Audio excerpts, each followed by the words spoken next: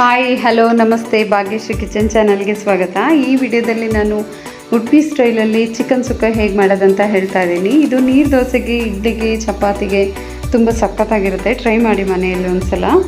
ಇದು ಮೊದಲಿಗೆ ನಾನು ಬಾಣಲೆ ಇಡ್ತಾ ಇದ್ದೀನಿ. 1.5 ಸ್ಪೂನಷ್ಟು ಆಯಿಲ್ ಹಾಕ್ತಾ ಇದ್ದೀನಿ. ಇದಾದ ನಂತರ ಒಂದು 10ರಿಂದ 11 ಬ್ಯಾಡಗಿ ಮೆಣಸಿನ್ಕಾಯಿ ಮತ್ತು ಒಂದು ಅರ್ಧ ಸ್ಪೂನಷ್ಟು ಕಾಳು ಮೆಣಸು, ಕೊತ್ತಂಬರಿ ಬೀಜ ಒಂದು 2 ಸ್ಪೂನಷ್ಟು, ಚಕ್ಕೆ ಲವಂಗ ಒಂದೆರಡು.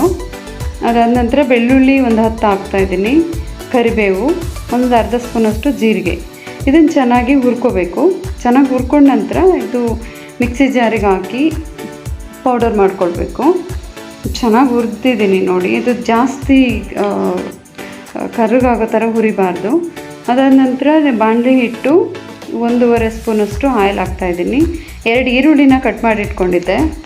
ಈರುಳ್ಳಿ ಚೆನ್ನಾಗಿ ಫ್ರೈ ಆಗಬೇಕು. ಫ್ರೈ ಆಗಿದೆ ನೋಡಿ ಇವಾಗ. ಇದಾದ ನಂತರ 1 kg ಚಿಕನ್ ತೊಗೊಂಡಿದ್ದೀನಿ ನಾನು. ಈ 1 kg ಚಿಕನ್ನು ಹಾಕಿ ಚೆನ್ನಾಗಿ ಫ್ರೈ ಮಾಡಬೇಕು.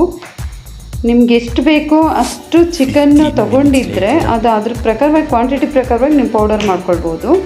ಇದಿವಾಗ ಚಿಕನ್ ಬೇಯ್ಲಿಕ್ಕೆ ಇಟ್ಟಿದ್ದೀನಿ ನೋಡಿ. ಚೆನ್ನಾಗಿ ಬೇಯ್ತಾ ಇದೆ.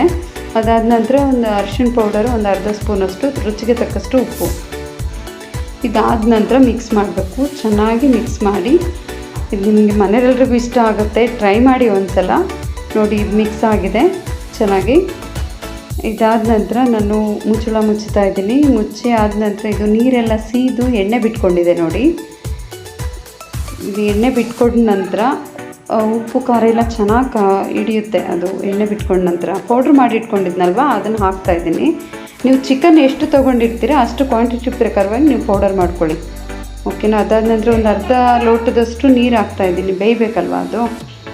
ಇದು ನೋಡಿ ಇವಾಗ ರೆಡಿ ಇದೆ. ಸ್ಪೈಸಿ ಆಗಿದೆ, ಚೆನ್ನಾಗಿದೆ. ಮತ್ತು ಇನ್ನೊಂದು ಬಾಣಲಿಯಲ್ಲಿ ಅರ್ಧ ಸ್ಪೂನಷ್ಟು ಒಂದು ತುಪ್ಪ ಹಾಕಿ ಕೊಬ್ಬರಿನ ಕಟ್ ಮಾಡಿ ಇಟ್ಕೊಂಡಿದ್ದೆ ಪೌಡರ್ ಮಾಡಿ, ಅದನ್ನು ಫ್ರೈ ಮಾಡ್ತಾಯಿದ್ದೀನಿ. ಈ ಸುಕ್ಕಕ್ಕೆ ಕೊಬ್ಬರಿನೇ ಮೇನು. ಕೊಬ್ಬರಿ ಹಾಕಿದ್ರೆ ಚೆನ್ನಾಗಿರುತ್ತೆ.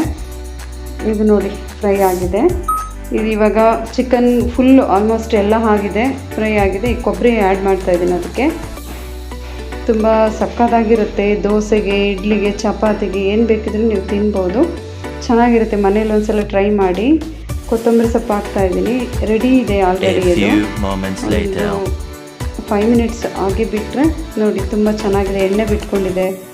ನಿಮಗೆ ನೋಡ್ತಾ ಇದ್ದೀರಾ, ಗೊತ್ತಾಗ್ತಿದೆ ನೋಡಿ. ಚೆನ್ನಾಗಿದೆ. ನಿಮ್ಗೆ ಇಷ್ಟ ಆದರೆ ಲೈಕ್ ಮಾಡಿ, ಶೇರ್ ಮಾಡಿ, ಸಬ್ಸ್ಕ್ರೈಬ್ ಮಾಡಿ. ಲಾಸ್ಟಿಗೆ ಲೆಮನ್ ಹಾಕ್ತಾಯಿದ್ದೀನಿ. ರೆಡಿ ಇದೆ ಇವಾಗ. ನಿಮ್ಗೆ ಇಷ್ಟ ಆದರೆ ಕಮೆಂಟ್ ಬಾಕ್ಸಲ್ಲಿ ನನಗೇನು ಅಂತ ಹೇಳಿ. Thank you.